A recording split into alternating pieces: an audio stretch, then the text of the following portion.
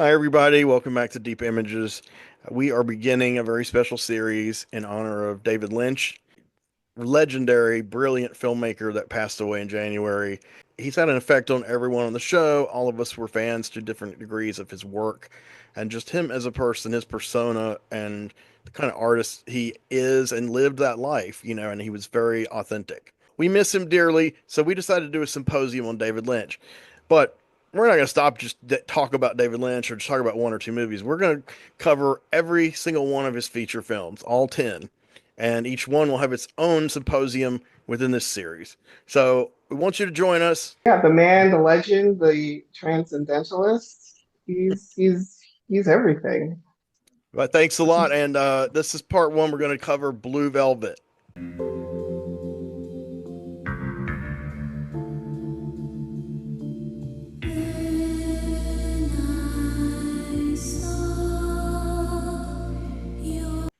Hi, welcome back to Deep Images.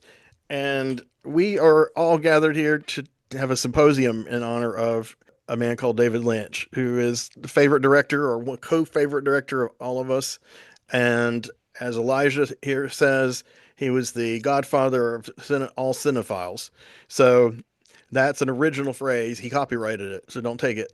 And really, basically, we're going to go through a few of his movies. We're not going to do them in chronological order of when they came out necessarily, but it's going to be like our other symposiums, like Seven Samurai and Megalomaniac, where somebody basically gives the basic rundown of the plot synopsis, so what the heck this movie's about, what it is, and then we're just going to discuss it civilly among ourselves and throw out our separate ideas, thoughts, energies about David Lynch. I think we're going to start with Blue Velvet, uh, which I believe is a 1986 movie, if I'm Correct. correct. Yes. So Chuck was going to give us a rundown on that one real quick. Okay, so a brief synopsis. Now, in covering a lot of the David Lynch movies, I'm going to say that there are two movies, one of which is I consider to be pretty much his absolute masterpiece, Okay. and the other one is my personal favorite. Yeah, I delineate things like that too. This is we're talking about Blue Velvet, and Blue Velvet is my personal favorite. Okay.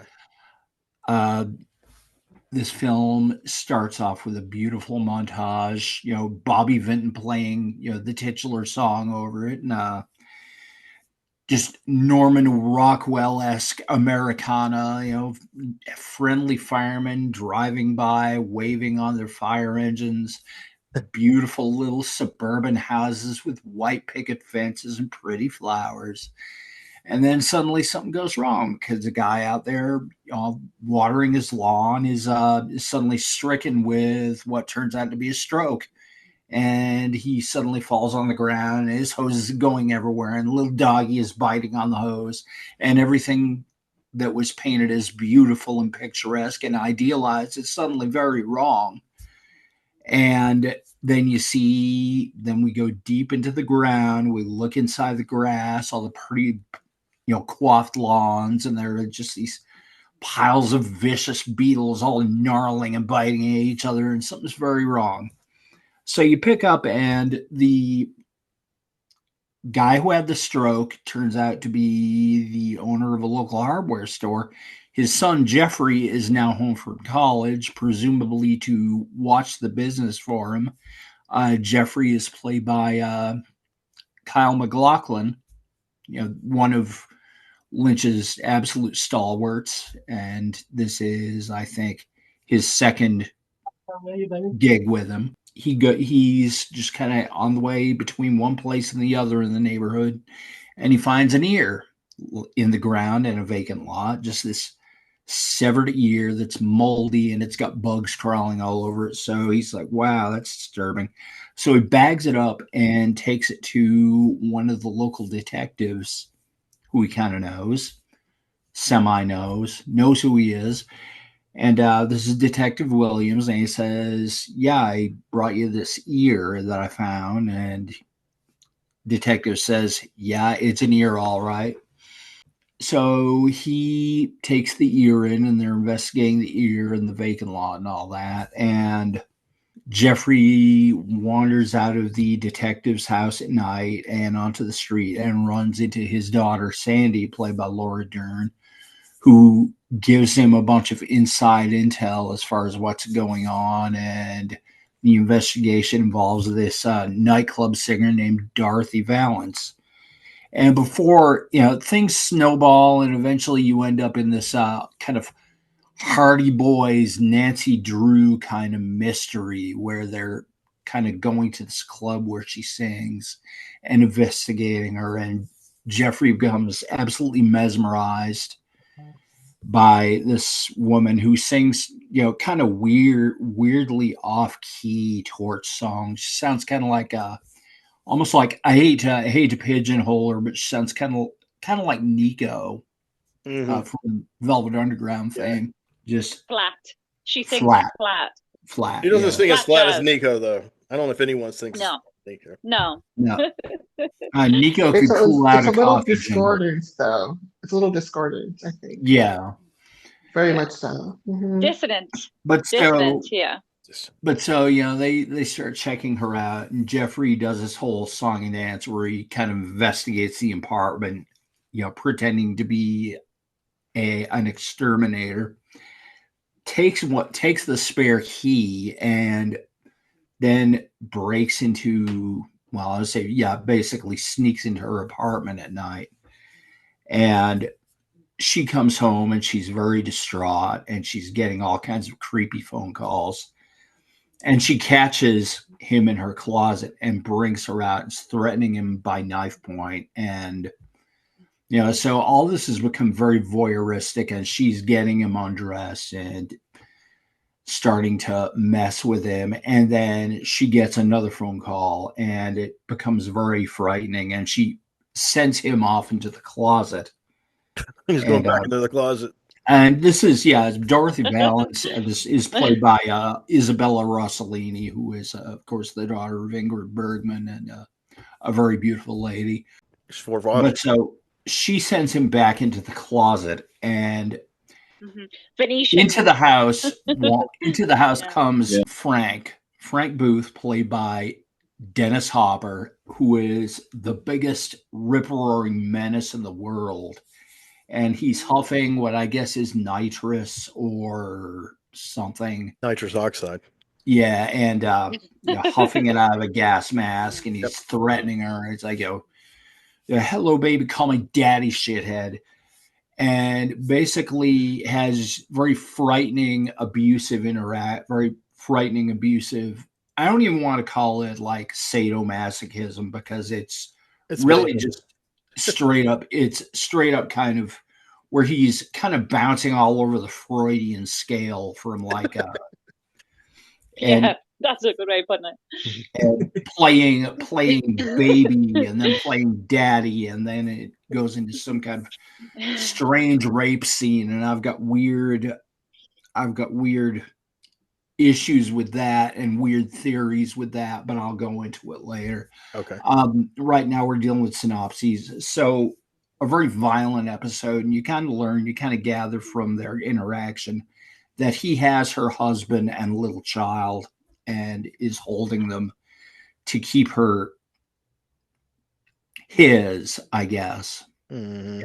He's basically holding them captive to keep her in line and keep her, I don't know, performing and interacting with him. I say he's like, stay alive, baby, stay it for Van Gogh. So, you would kind of, do it for Van Gogh. So you would kind of figure from there, okay, so her husband is the owner of the ear that Jeffrey found. So Jeffrey comes out of the closet. She's a wreck, and he tries to interact with her. He tries to make sure she's okay. She's a very damaged individual, and she's just, at once trying to initiate something with him sexually, but at the same time, she's very screwed up and traumatized and whatnot. And eventually he just takes off, and he goes back to Sandy, tells her what what's going on, and just in a move that to me is hilarious. It's just, why are there people like Frank? And she just tells this story about robins. This dream she had about robins, and how sometimes they're just robins who bring light to the world. Which, to me, I think there's a part of David Lynch that truly believes in having the robins come and everything, but at the same time, I don't know if at the same time if just the Pollyanna kind of niceness of this idea is not something he's kind of laughing up his sleeve at. I don't know, but I agree. I think Lynch is hope. I think Lynch believes in that stuff idealistically and likes to portray it. But I think he is no fool. He knows that darkness is enveloping our planet, our species. And he's going to show it unflinchingly. But that doesn't mean he's still not idealistic in his heart, or was.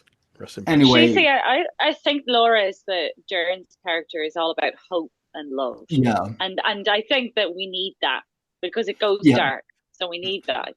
Mm-hmm. Yeah, and there's so much of a dynamic here, especially between him between Laura Dern and Isabella Rossellini, and I'll go into that more. But right now, just to wrap it up, he goes further into investigating Frank.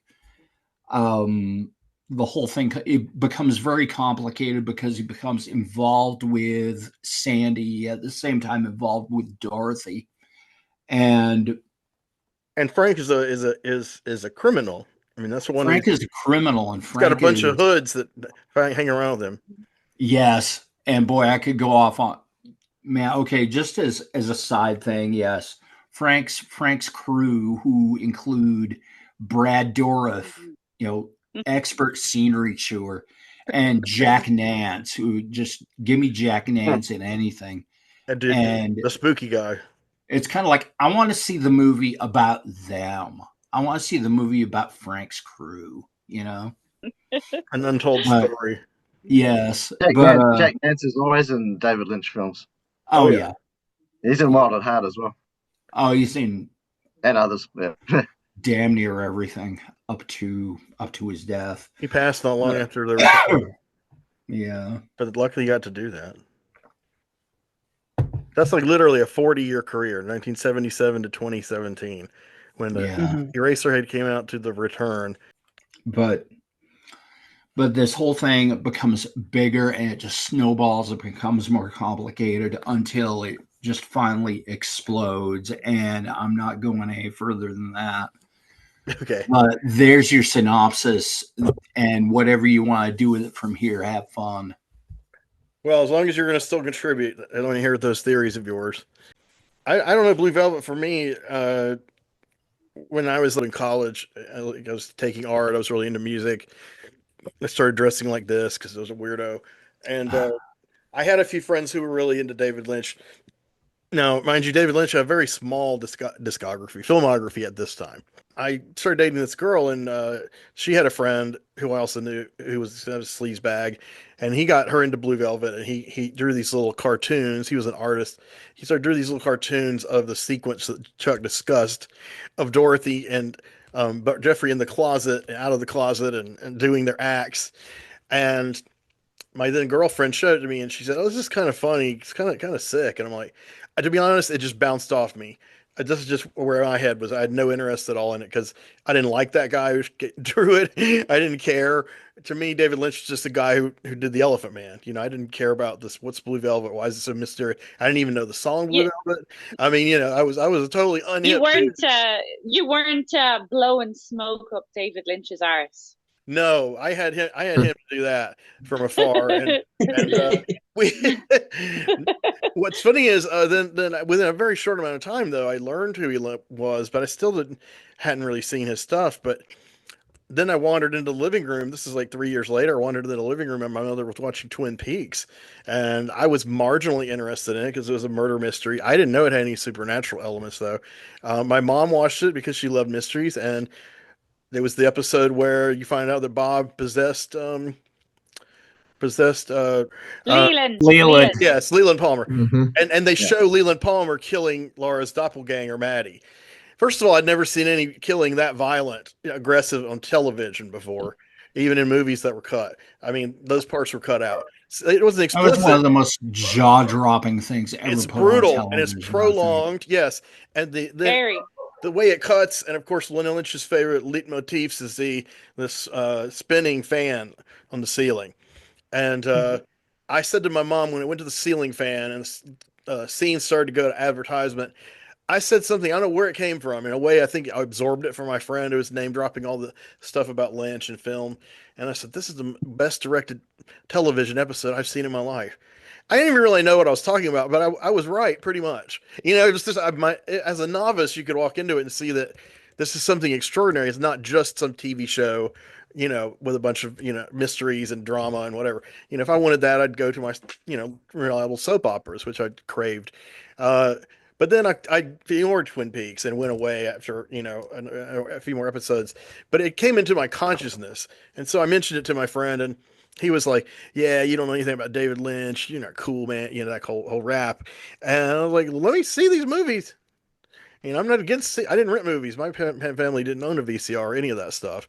We were po folk. And we can afford to go to the movies. And I'm not kidding. We were. And, you know, it's like, I think I finally saw Blue Velvet. I rented it. No, I did see part of it on television. When it first came on television, it was on a syndicated channel. It was very cut. I couldn't make any sense out of it. And I did see mainly that one scene, and then as Hopper come in, but since it's so cut, you really don't get much of Frank Booth in a G-rated version for, you know, syndicated TV. So a couple of years later, I finally moved in with this friend of mine, and he had a VCR. So I was like, I'm going to make up for lost time. So I stayed with him about 5 or 6 months, and I rented probably 100 movies. I mean, I went insane. This is the beginning of my journey, and it's still going. And Lynch was a key pin. Lynch was a linchpin of this. Linchpin.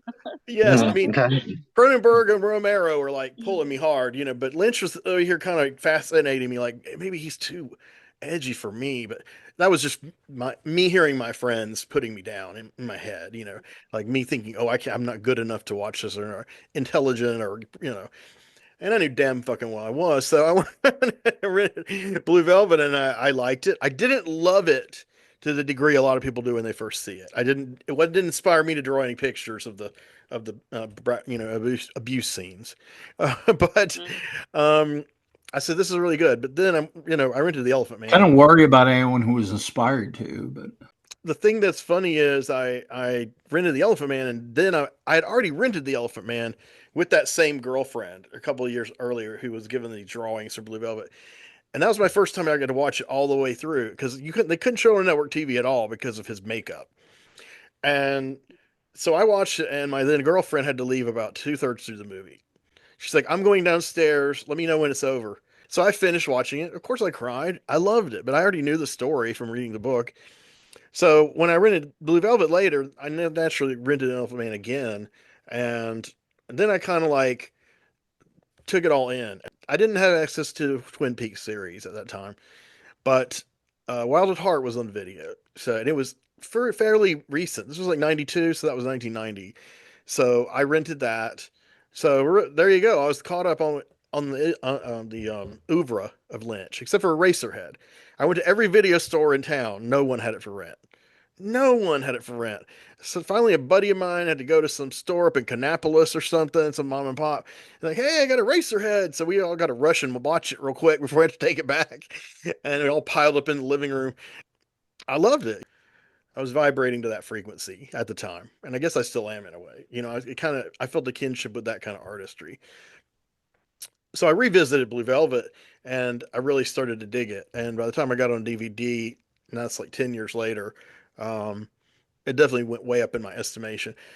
So a year later, I was living somewhere else, still renting, and I rented Fire Walk with Me as soon as it came out, and it was uncut. And oh my god! So from then on, pretty much that was me and Lynch. So I got to watch the series.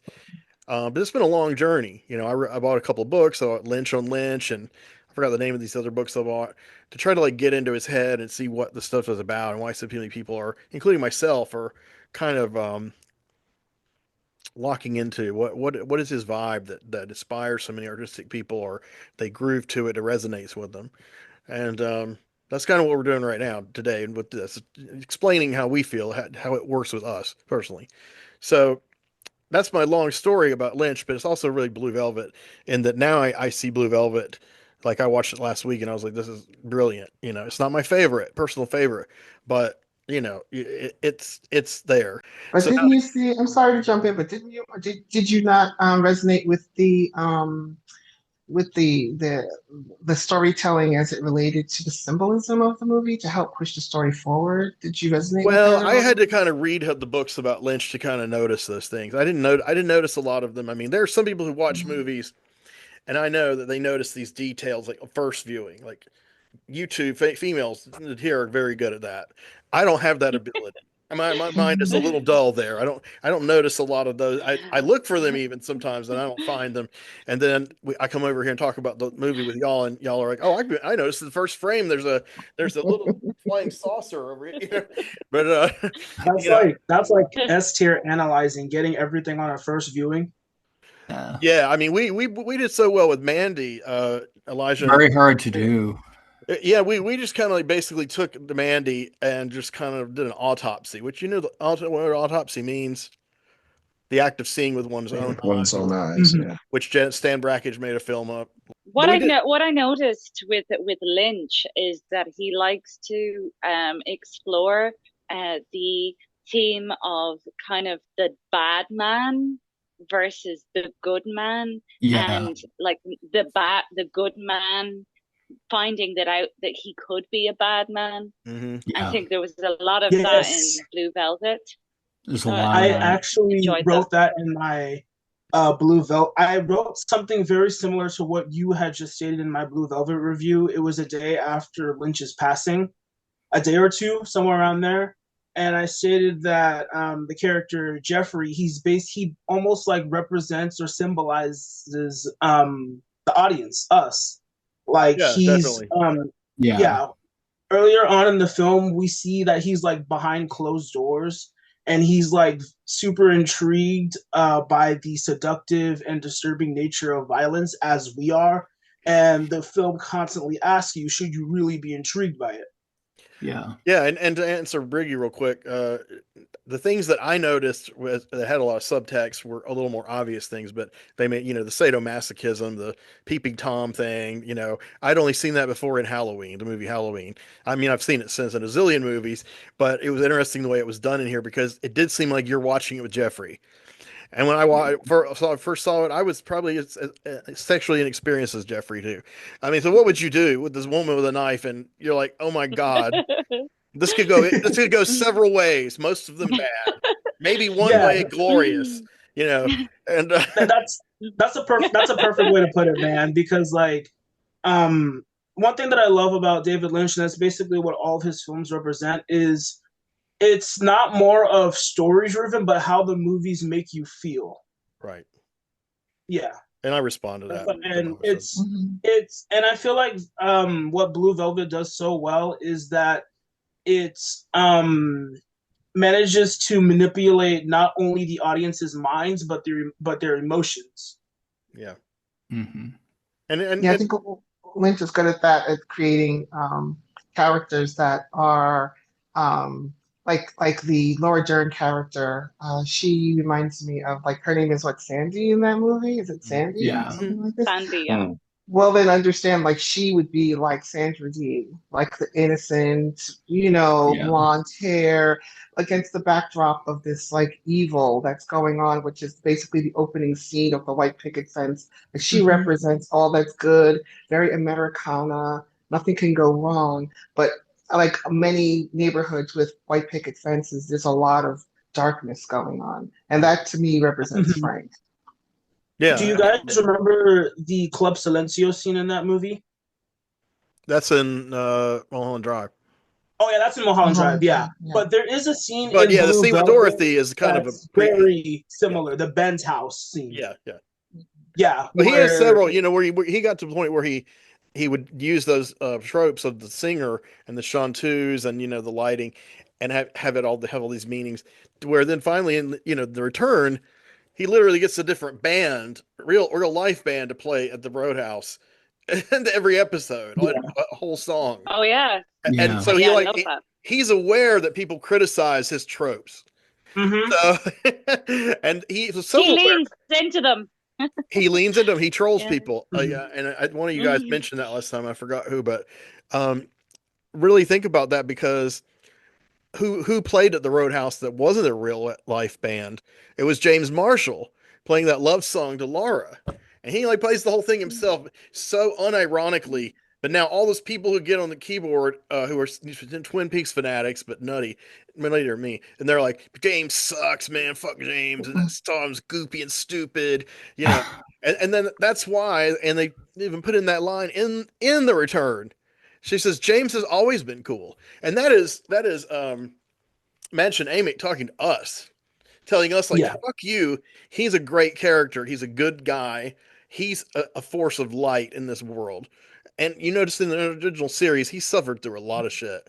I mean, he was a hopeless romantic. He just kept getting involved with women and just destroying his whole life. You know, he wasn't like the bad boy. Like Bobby was the bad boy.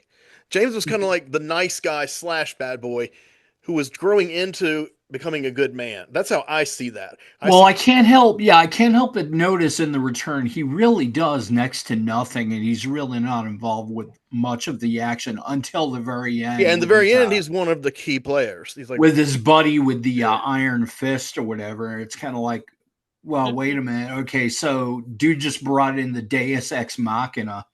Well, you know, I read the Deus Machina of that guy. What's his name? First of all, his name is something Freddie Sykes. Okay, as David Lynch a lot of time does, he takes other people's characters, names his characters after them. You know, like Gordon Cole is named after a character in one of those Nar movies. My brain's blank. But Laura, of course. Freddie Sykes was a member of the Wild Bunch. He was the old haggard guy. I forgot the actor. He wasn't in on it when they all got shot to death. He's there at the ending. So that's Freddie Sykes. So in Lynch's world, Freddie Sykes is this British guy who has this invincible glove he's been given by some under force, which we intuit is probably the White Lodge, and he doesn't know what it's for. And then at the end, it like helps save them. And I've read that Lynch, in a way, did that to, I guess, to confront the whole conundrum of superheroes being now a prominent genre. And it's his comment. In a way, I think he's saying, fuck it, you know, it's ridiculous. I'm going to show how ridiculous it is. But on the other hand, I feel like he's saying, you know, it's okay. You know, we can have a superhero. We can have a guy with a Deus Machina and a magic glove, because why not? How else are we going to beat Bob? You know, it doesn't have to make sense. Well, dreams. He loves dreams, David Lynch. He's really Yeah. sort of a Jungian, and a lot of his work is based around sort of dreams and getting imagery from that. And I think he started as a painter. He got into making films through painting. I think that's how he started. He was in college painting, and then he made a moving painting, and then he was commissioned a moving painting, and that's how he started making movies. That's so cool.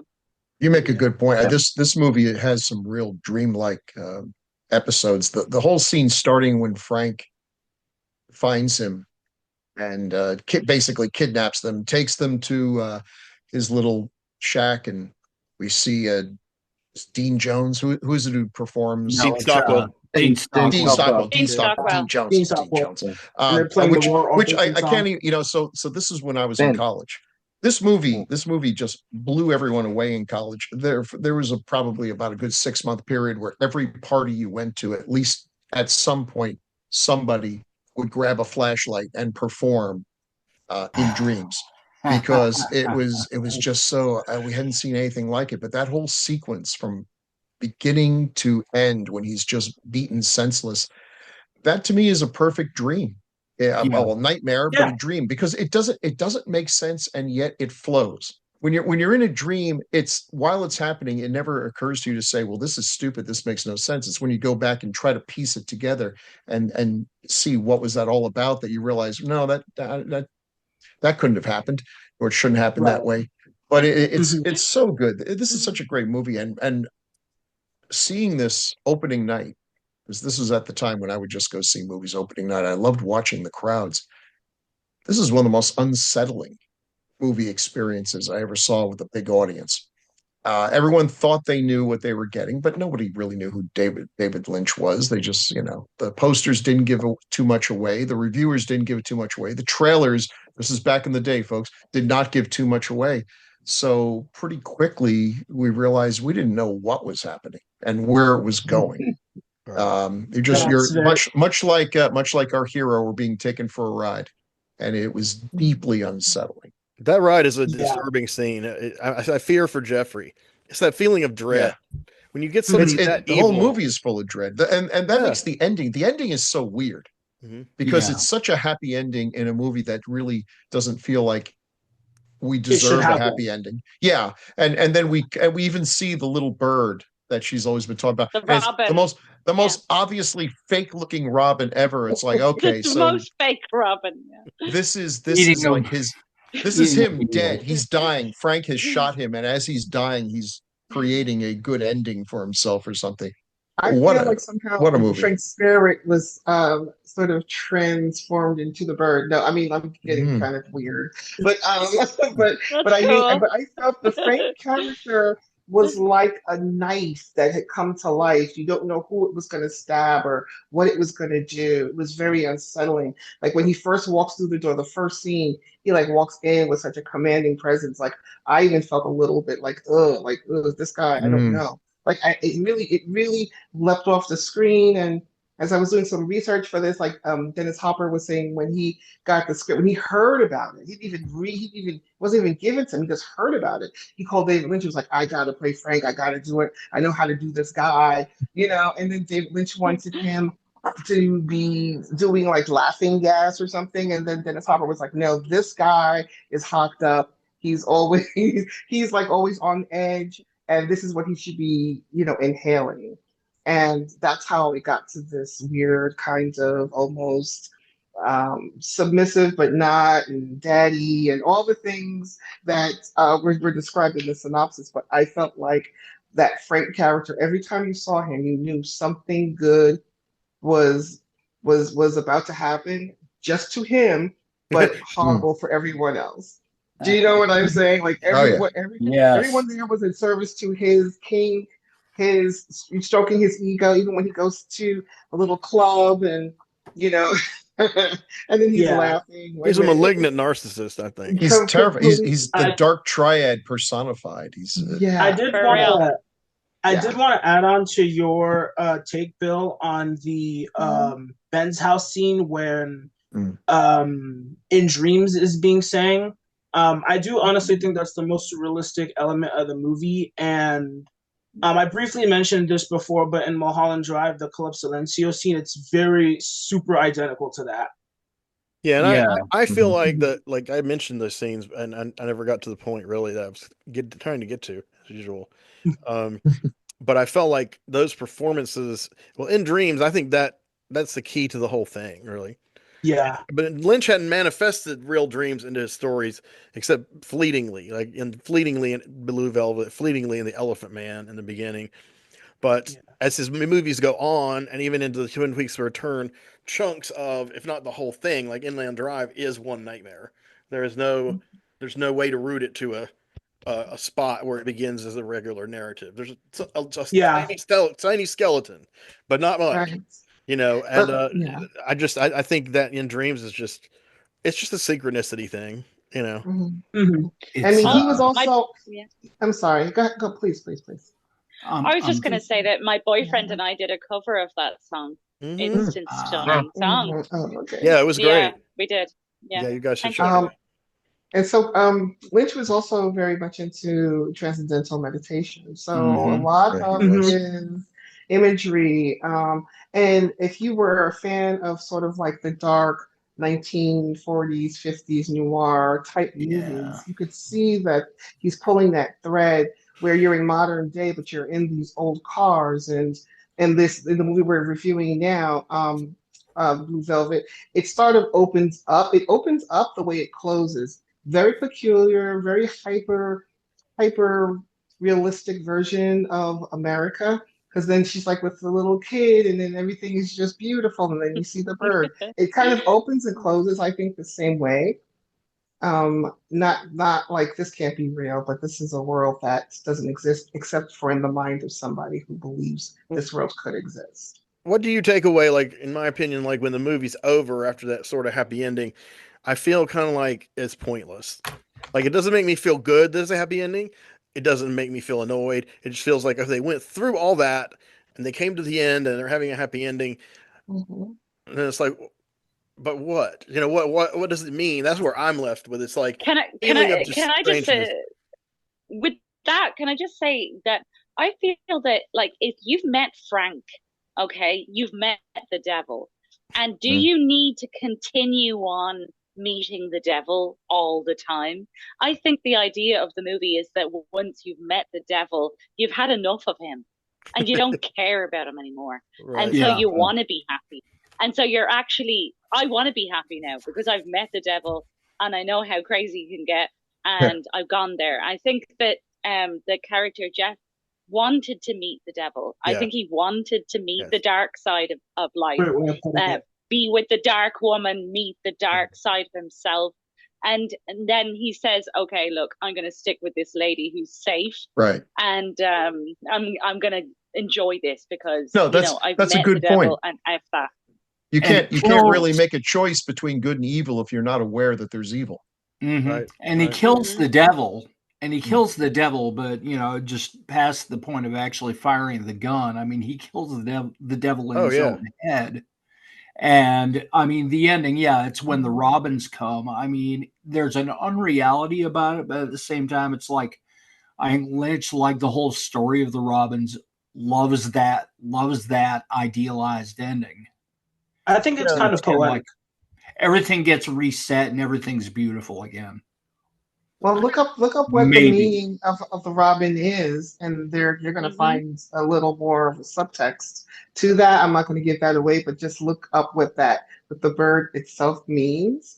And oh, the Kyle True. MacLachlan character, I forget his name. I wanted to say also within that there is something that there's a savior complex, which a lot of men have for like poor, broken women, and they want to Yeah. save them. So there is that, and he's willing to be pulled into this world, not so much to save her, but to somehow satisfy something within himself, which is what a lot of, Exactly. you I know, I feel a like lot there's of them. I feel like there's a story that I never thought about until now. The Mhm. Idiot by Dostoevsky, and especially Yep. the Mhm. film that we covered on here by Kurosawa. To me, Jeffrey is like Mishkin. He's like this innocent guy, and he has this opportunity with this sweet girl, but then this really, like you said, broken female is alluring him elsewhere, and he's justifying being drawn to the dark side by feeling like, yeah, I'm going to save her. And that's exactly the story in The Idiot. And many other Yeah. stories since then, but that's an archetypal one I think of, and I never thought about it until now. And I would bet that Lynch saw that movie. They started. Kurosawa was inspired by Cocteau. The movies came like a year apart, but the look of the broken woman is exactly the same, and it's like death. She looks like death basically. She isn't, but she is in Cocteau. She is death, but in the Kurosawa movie, she's like this wanton woman. You never really found out everything she's done. Of course, it's you imply she's promiscuous, and he brings out this kind side of her, if only for a short instant. And I feel kind of like that's what he's showing with Jeffrey with Dorothy. That's why she goes to his house. She goes to his house naked. I mean, to me, that symbolizes that she wants to go ahead and give her good self over to Jeffrey, to fix or be with or whatever. But life just doesn't work that way sometimes. But I'll be honest, the first time I watched the movie, I wanted him to end up with her. I just have that weird. I haven't ever since I haven't. But the first time I saw it, I Oh, really Well, did. I really did because again, she's a sexy woman. well, no, That's why. well, no, I didn't find I Here's didn't I didn't find her did you want sexy. to save her? Is that what you wanted to It's a do? You could strange tell love us. story. No, that's exactly that. It's the theme of this whole series. It's a strange love story. I Yep. mean, Mhm. yeah. it's In not a way, yeah. healthy. It's not it's not realistic. It can't work. But man, is it intense when it burns. That's all I have to An say. Mhm. interesting an interesting wrinkle I want to throw at you to the ending. And the only people I've ever heard mention this are myself and my wife. Okay, so the very last shot of the movie, you've got, the happy, idealized ending for everybody. Everything's fresh and new. Everything's like start over. And you see Dorothy, and she's reunited with her kid, and her kid's got the little propeller beanie, and he runs to her, and she's hugging him in the park, a nice, pretty park. But she's still got the saddest, most damaged look on her face. Yeah, yeah. And she's not fixed. Well, I she's going read to it need as Her therapy. husband was killed. She's Yeah. going to need therapy. Oh, Oh, yeah. No, I mean, in a Yeah. realistic sense, I mean, it's going to take years to fix that. But at the same Yeah, she's time, going to need therapy.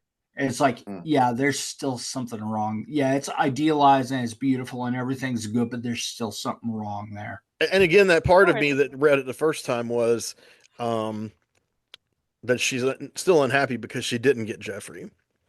There's that too. And then you have to wonder, Mhm. you ask yourself, and I think it's answered pretty well by McLaughlin, but you have to ask yourself, did Jeffrey, after he fixed her, after he helped get rid of Frank, and that situation is over, and she goes back to her kid, did he really have feelings for her? Did he really care about her at all? I mean, was it just like, I'm curious about this broken woman, I need to get rid of this bad guy and solve this mystery? I mean, in other words, she's sitting on the bench thinking about him, and he's not thinking about her, he's thinking of Sandy. But I thought in my head, maybe they are thinking of each other, and to me, that's actually realistic. That would be realistic. They not necessarily want to get back together or anything. They weren't really together. The But siren. She was a siren, yes.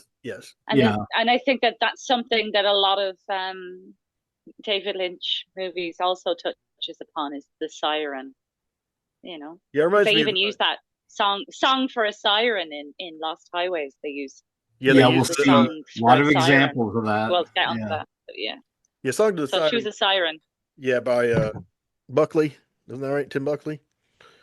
But it's covered by Elizabeth Fraser in Mortal Coil. That's beautiful. And I also knew Lynch was cool when I found he got into the Cocteau Twins. That made me. Oh, somebody left. Who'd left? Oh no, Briggie. Briggie. Okay, I'll keep the door open. So yeah, she may be back. I read something online too that it got me thinking, and I kind of agree with what it was saying about this film Blue Velvet. That Frank Booth is actually a repressed maybe not gay, but bisexual, and it's his relationship with Ben, who's very Queenie sort of character, but one of the criminal associates, played by Dean Stockwell. Mm. And then there's the first time they played the In Dreams song, and he's kind of totally engrossed. Frank's totally engrossed with what Ben is singing. And then in the scene at the sawmill just after that, he sort of covers, when he attacks Jeffrey, he kisses him violently a number of times and smears lipstick all over his face. So the treatise of this article was that, or the theory of the article was that Frank Booth is so much toxic masculinity, he actually can't be what he really wants to be. He can't acknowledge the fact that he's same-sex attracted. And that's what they felt was behind his ugliness, or a lot of his toxic masculinity in the film. And that may be why. Interesting. Yeah, maybe that's true. Yeah, it may be why he takes his sexuality out in a brutal way toward her. It's not loving or anything. It's pretty brutish and toward her, toward him, toward also, everybody. The article also said that the amyl nitrate, because he keeps in a gas mask breathing in this amyl nitrate, was some sort of nod to the gay community, because poppers. A lot of amyl nitrate is. They did that in Cruising. I don't know if you said it or not, but they were doing it. They were like, hey, I don't know if it was a nod to the gay community so much. I mean, like I said, I saw the interview, they weren't talking. Dennis Hopper was saying it needed to be anal nitrate because of the absurdity of the character. Like it couldn't be like laughing gas or something like that. So all the stuff he says to her that's crazy, they're crazy over the top lines, all of us making fun of for 30 years. That's how I first heard about it. Like, baby won't believe velvet, baby wants to fuck, and all those lines. And he really is. He's not just saying these to be over the top because he's getting his urges. He's actually saying these are my primordial needs. He's like this very that when he takes that amyl nitrate, he's like, it brings out like, this is what I need. This is the the reptile brain, the absolute core, the darker. The id. So let's feed the id. Sure. And he has villains that do transcend human morality to that extent. I want to mention one scene real quick out of context. In Twin Peaks: The Return, I think it was the first episode or possibly the second, where Kyle MacLachlan as the doppelganger, Mr. C, is in the diner with two of his Confederates, and the guy says, "Why do you need these coordinates, Mr. C?" And he goes, "I don't need anything. I want. I want. I don't need anything." And he's And just like, right there, and you they're just know like, everything you need to know about Mr. C. exactly. He is the it, absolutely, and he is Dale's. Literally, he's Dale's doppelganger. I can literally flesh, but we'll get to that later. But And I just, that line, that when they keep saying, don't look at me. I yeah, really feel that that's kind of like shame. yeah, Do you know what I I mean? do. Yeah. Like Yeah. it's total, that's shame personified in a Like, don't person. watch me Like, rape you. Yeah. yeah. Well, here's the other thing. Okay, and here's where I get into my weird Frank theories. Okay, so I mean, his favorite word is the F-bomb, and just let's fuck. I'll fuck anything that moves. Here's, and he says it in weird, inappropriate ways, and he says it just to say it, and it's just like, after a while, okay. So here's a pointed question that might kind of shock you, but does Frank ever really fuck anything? I mean, he does this whole thing where he does this act of rape on Dorothy in that first scene. But you don't really know what's going on, but is there actually anything going on? Because it seems to me it isn't. He's just pantomiming something. I'm going back and forth on that. When I watched it last week, he goes over and over just pantomiming of course, this act. And it almost grabs me as being like some kid who had a really brutal father maybe and walked in on his parents consummating, doing the dirty deed, and was horrified and didn't understand what he was looking at, and he walked away just, mind gone. But how do you come back from that? I mean, and here's a kid. Did he go through the rest of his life trying to assume this role where he performed this act, but it was almost like a young child, like a toddler or something, trying to replicate some horrific vision that he saw? Interesting. I mean, I don't know, but I when I first saw it, I thought he didn't quite get all the way. And it's all violent, Yeah, I thought he menaced her, and you said pantomime, but when I saw it last week, I felt like, yes, there was some penetration going on. That Lynch just wasn't going to show us our rating is enough. He got more graphic later on, of course, but yeah. But yeah, I mean, I don't know though. I don't have a definitive answer. But I also think, I mean, the fact that she was totally nude and Dennis Hopper wasn't even aware that she was going to be completely nude like that. Do you know what I mean? He just continued he with wouldn't that turn scene. down that opportunity. I mean, no, he He just wouldn't. did what he Because he was believes gonna he do, owns her, right? He believes he owns her. So when he comes upon her and she's totally naked, it's like fate is presenting her to him once again, and it's hers.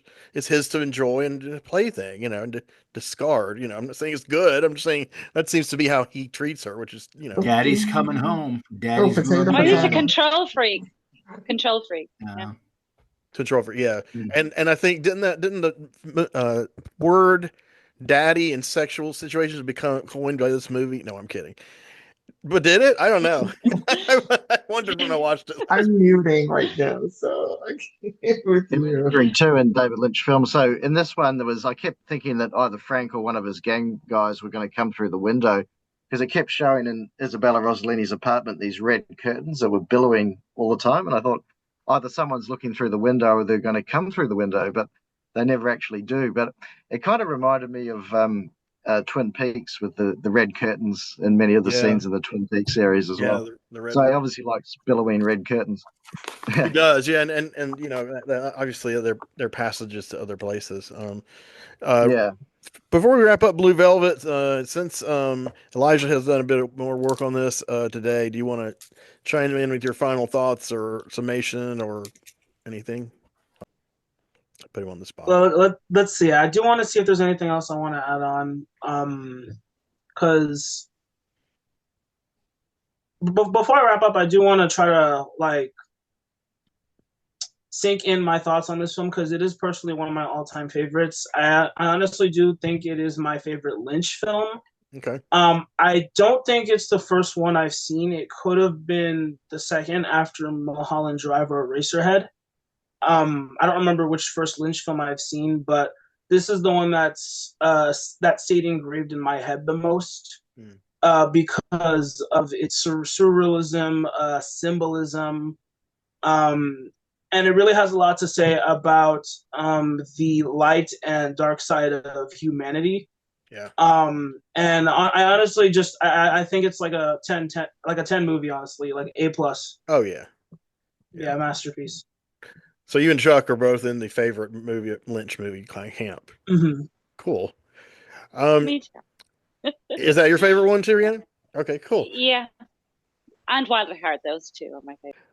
Okay, thank you for joining us for this installment in our David Lynch Symposium series. We really appreciate it. We hope you enjoy it. And if you would, hit the like button and subscribe to the channel, and also hit that notification bell. So we know who you are, where you're coming from, and why you're here. So join us. That's right, Skeezix. Bye. And it's true that we cannot see that far behind. If we looked all the way in the past, we'd go blind. In the night, from the stars as they've all lived their lives, and the light that they gave as they burned and then died.